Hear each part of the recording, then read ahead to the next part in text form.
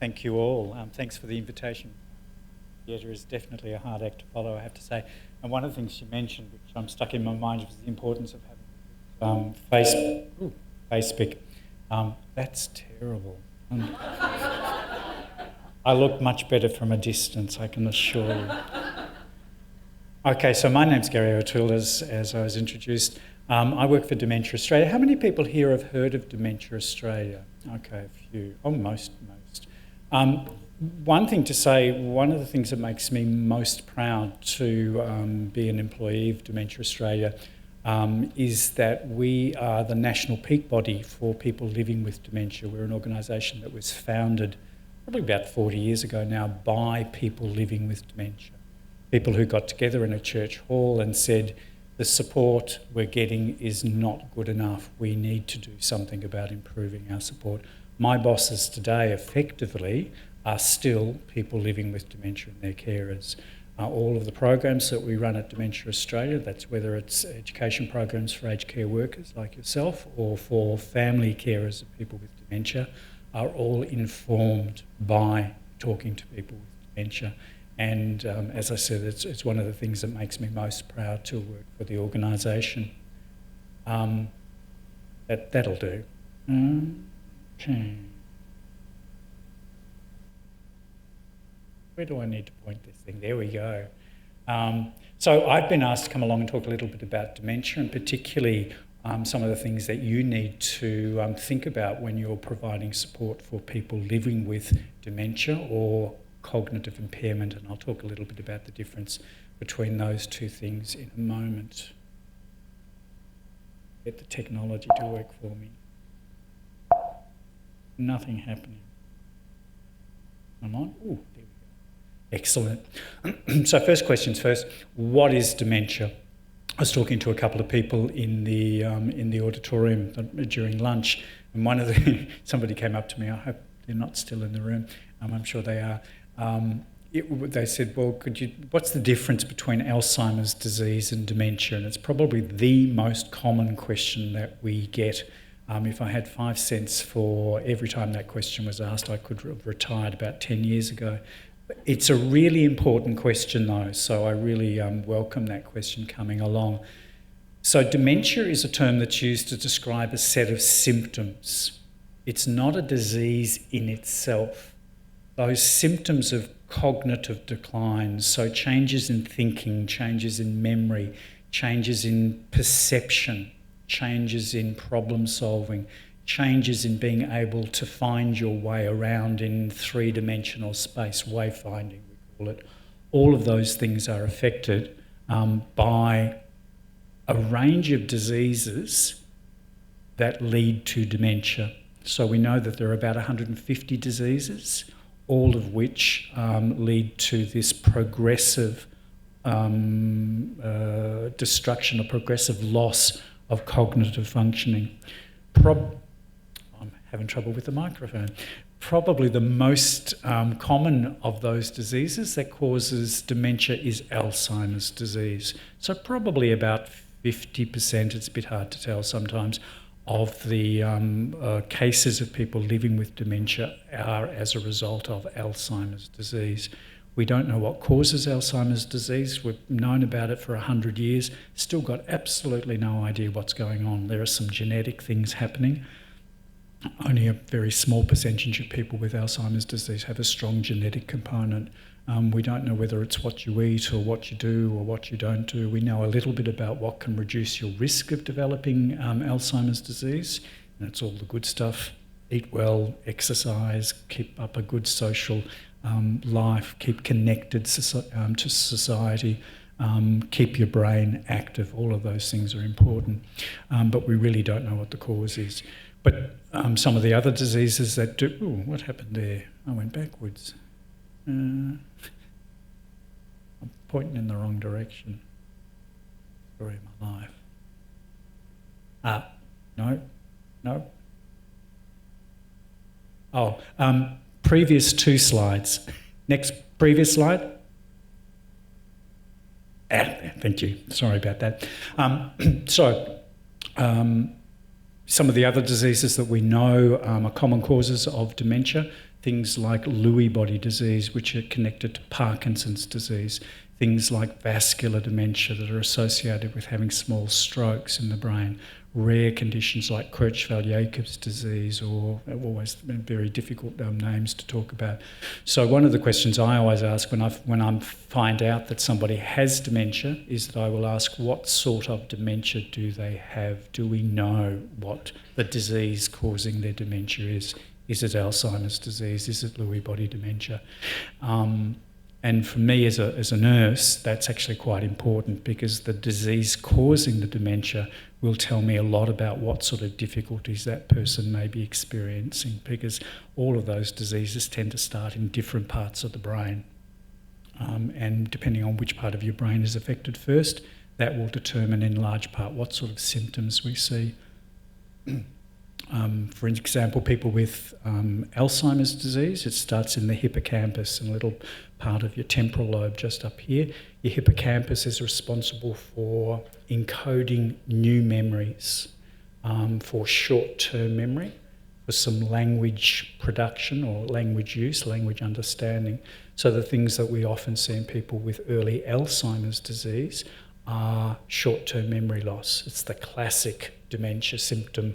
I can't remember what I had for breakfast. I can't remember who spoke to me or what somebody said to me. That's because it's the part of the brain that encodes new memories. Is the first part of the brain that's affected. I'll make a side note. In dementia support, we talk a lot, like the disability sector, of strength-based approaches. If my hippocampus is damaged and I can't lay down new memories, that's a deficit. So I may not remember you from day to day. I may not recognise your face, for instance. From a strength-based approach, what I have still, my strength, is my long-term memory. So long-term memory is probably, we don't quite know yet, is probably encoded in the whole brain, possibly in the synapses between the brain cells. Even though my short-term memory is shot, my long-term memory is still intact. Don't ask me what I had for breakfast. I don't know. Ask me what I did 20 years ago and I'll talk to you until it's time for you to go. That's my strength.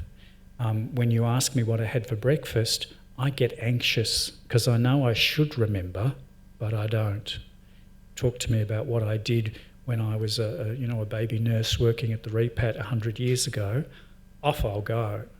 So although all of these diseases that affect the brain in dementia will damage different parts of the brain, your job as a support worker is to find out what I can do, what are my strengths, who am I, what's important to me, and play to my strengths. Because the more that you play to my deficits, the more anxious I'm going to become. So a whole lot of diseases causing this progressive loss of cognitive functioning. What makes dementia is that it's progressive. Dementia always, unfortunately, gets worse, and at the moment there's nothing from a medical point of view we can do to stop that. I would love to be able to stand up here and say we've discovered the drug or the diet or whatever it is that's going to stop dementia in its tracks. We don't have anything like that for almost all of the dementias. The other thing to be aware of with dementia is that if you've met one person with dementia, you've met one person with dementia, because everybody with dementia is different. They're different because they're different. They're just different people. They're different interests, different strengths, different histories, different stories, different passions. They're also different because they're at different stages of their dementia. So most of the diseases that cause dementia seem to start up to 20 years before you have your first symptoms. I'm in my early 60s. If I'm going to be diagnosed with dementia when I'm 75, 80, I already have the disease. And there, again, there's nothing we can do about it. So where you are on your, I hate to say the word journey, but where you are in the progression of your dementia will also change who you are and what you can do.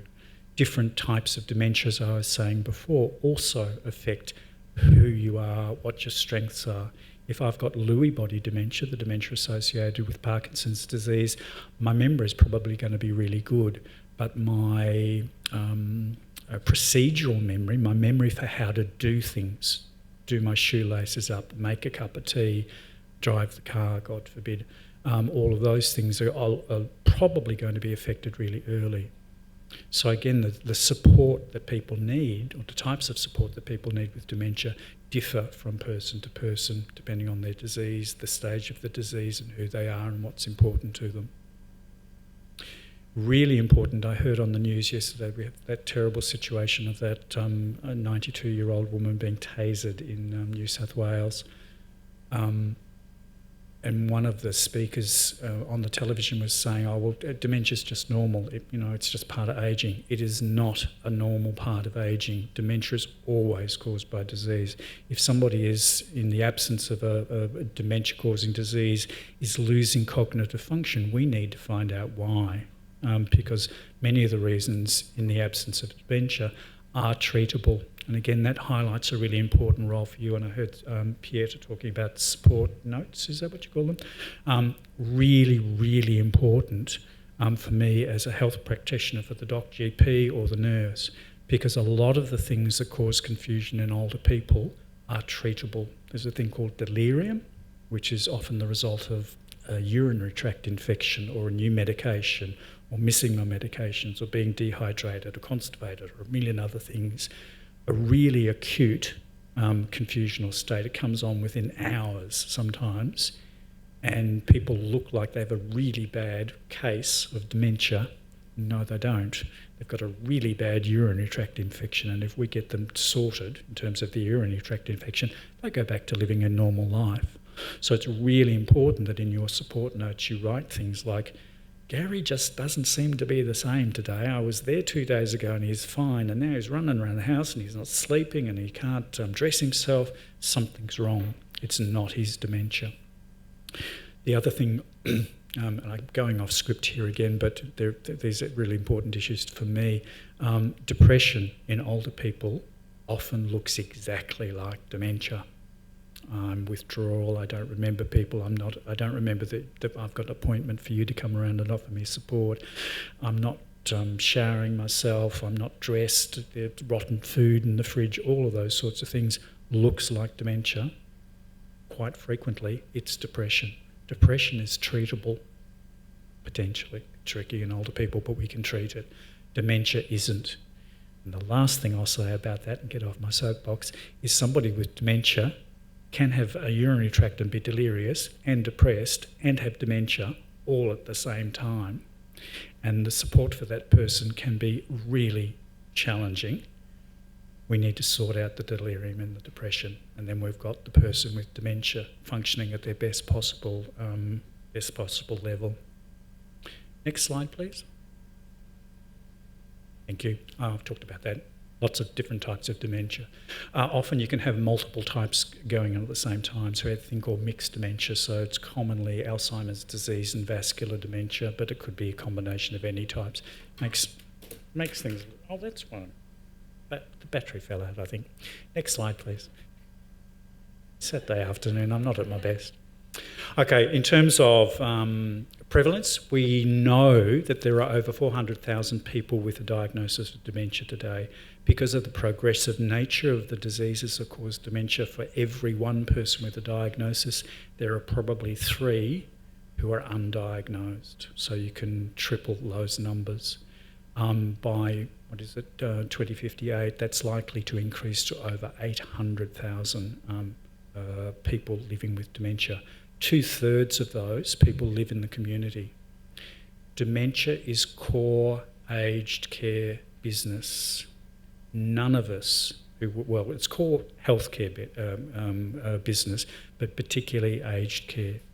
If you're supporting older people in the community, residential aged care, acute care, hospitals, I don't care where, you are supporting people with dementia, and you need to know something about it. And at the moment in the standard Certificate 3 aged care support program, the dementia unit is optional. even we were talking before in allied health, in the OT. I've got a friend who's doing her master's degree in occupational therapy. Their dementia is about 2 hours component, and yet OTs, physios, speechies, all of those people are critical for supporting well-being, a good life in people with dementia. So don't sit back and think, oh, well, I'm not going to be looking after people with dementia. We all will be, we all do. Rather terrifyingly, dementia is currently, if you look at the statistical, what do they call, the Australian Bureau of Statistics, lists dementia as the second leading cause of death in Australia today. It's the leading cause of death in women today.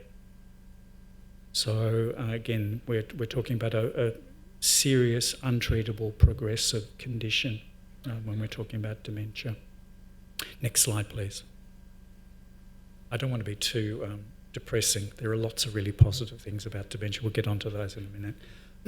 We know a little bit about risk factors, cardiovascular, heart problems. If you look after your heart, you'll look after your brain. Really, really important in reducing the risk of dementia. Diabetes, poorly controlled diabetes, obviously. High levels of cholesterol, again, a lot of cardiovascular sort of things, high blood pressure, excessive alcohol use. A little bit of alcohol is probably protective, possibly, a bit hard. It's a bit controversial at the moment, but a glass of wine, occasionally probably won't hurt you. That's not Dementia Australia, that's me talking. Smoking and those sorts of things. Interesting, again, I was talking to somebody during the break. We know that, and we've just discovered quite recently, or the scientists have, that there's a link between hearing loss in mid to late age and increased risk of dementia. But having appropriate hearing aids fitted seems to return your risk back to normal. Nobody knows quite what that's about, but there does seem to be a bit of a connection. So they're the things we can do something about. So reducing your risk of dementia. It won't stop you getting dementia, but it reduces your risk of dementia. But there are some non-modifiable, some factors that we can't do anything about that. That's age. Unfortunately, the older you are, the more likely you are to have to be diagnosed with dementia. Some dementias have a genetic component, Down syndrome. So all people with Down syndrome, by the time they reach the age of around 50, will have changes in their brain that are similar to the changes that we see in people with Alzheimer's disease. And probably about 50 to 70% of people with Down syndrome in their 60s will have dementia. And that's a genetic condition. That's because of the genes that are involved in producing Down syndrome. And a family history. And you're all probably sitting there thinking, oh my God, my mother had dementia or my father had dementia or whatever. Oh, 3 minutes, move along, Garrie. It's really early onset dementia, so younger age. If you get dementia or have somebody in your family with dementia below the age of 60, your risk is increased. If your mother was 80 when she was diagnosed, your risk is the same as anybody else. Next slide, please. Get on to the more positives. What you need to know. So that's the background, why we need to know stuff. What do you need to know? Know that every one of your clients with a diagnosis is different.